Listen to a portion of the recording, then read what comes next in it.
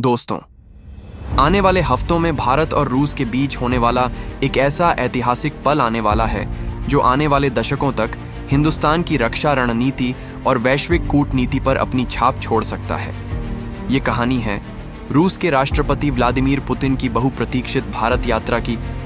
एक ऐसी यात्रा जिसमें केवल औपचारिक हाथ मिलाना और फोटो सेशन नहीं होगा, बल्कि इसके साथ जुड़े होंगे अरबों डॉलर के रक्षा सौदे, भविष्य की तकनीक और एक ऐसा प्रस्ताव जो भारतीय वायुसेना के भविष्य को बदल सकता है।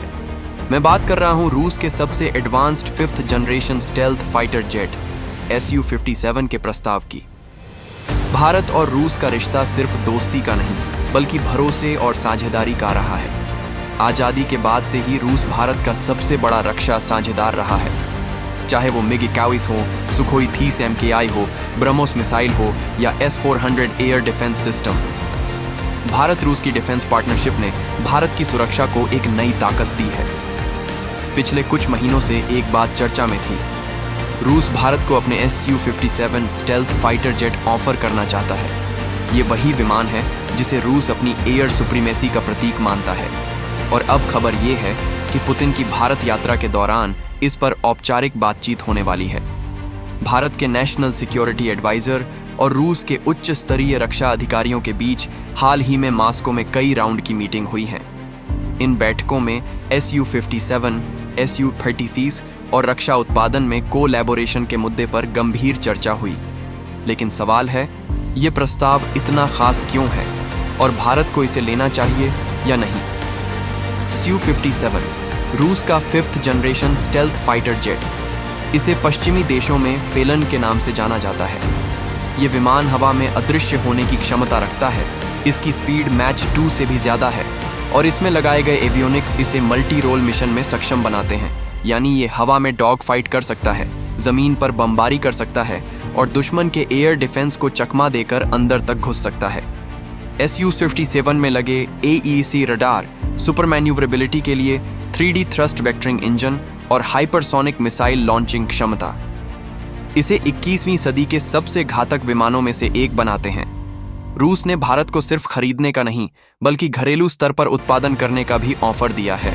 यानी HL जैसी भारतीय कंपनियां इसकी असेंबली और कुछ पार्ट्स का निर्माण भारत में कर सकती हैं। ये केवल एक विमान खरीदने का सौदा नहीं होगा, ये तकनीकी हस्तांतरण का एक गोल्डन चांस हो सकता है।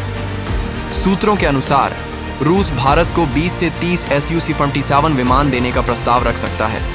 इसके साथ ही कुछ Su-30 विमान भी ऑफर किए जा सकते हैं ताकि Su-57 के आने तक भारतीय वायुसेना के स्क्वाड्रन गैप को भरा जा सके। इसके अलावा रूस ने भारत को अपने ऑस्ट्रा मिसाइल और विरूपाक्षा AESA रडार के सोर्स कोड तक एक्सेस देने की पेशकश की है ताकि भारत इन्हें अपनी ज़रूरत के अनुसार अपग्रेड कर सके। ये प्रस्ताव सिर्फ एयरफोर्स के लिए नहीं, बल्कि भारत की पूरी रक्षा इंडस्ट्री के लिए एक बड़ा गेम चेंजर साबित हो सकता है। लेकिन हर कहानी के 2 पहलू होते हैं और इस प्रस्ताव के साथ भी कुछ बड़े सवाल हैं। IAF की स्क्वाड्रन कमी। वर्तमान में भारत के पास लगभग 31 स्क्वाड्रन है, जबकि ज़रूरत 45 की है। Su-57 इस कमी को पूरा करने में मदद करेगा। 2. तकनीकी बढ़त। F-35 जैसे पश्चिमी विमानों के मुकाबले Su-57 भारत को एशिया में बड़ी बढ़त देगा। 3. Make in India. घरेलू उत्पादन से रोजगार, टेक्नोलॉजी और मैन्युफैक्चरिंग में जबरदस्त बूस्ट मिलेगा।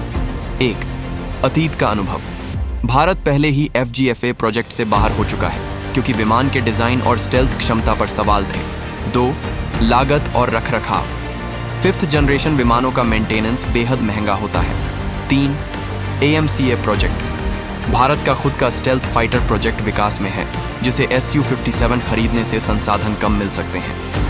पुतिन की इस यात्रा में सिर्फ Su-57 की बात नहीं होगी। रूस और भारत S-400 सिस्टम के MRO maintenance, repair, overhaul centre बनाने पर भी चर्चा करेंगे। इसके अलावा air defence technology, joint war games और नेवल सहयोग के नए रास्ते भी खुल सकते हैं।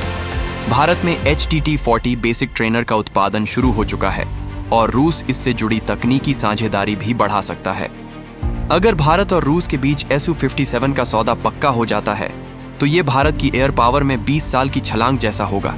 लेकिन साथ ही ये भारत को अमेरिकी, यूरोपीय और जापानी रक्षा बाजारों से दूरी भी दिला सकता है। ये फैसला रणनीति, राजनीति और अर्थव्यवस्था तीनों पर गहरा असर डालेगा।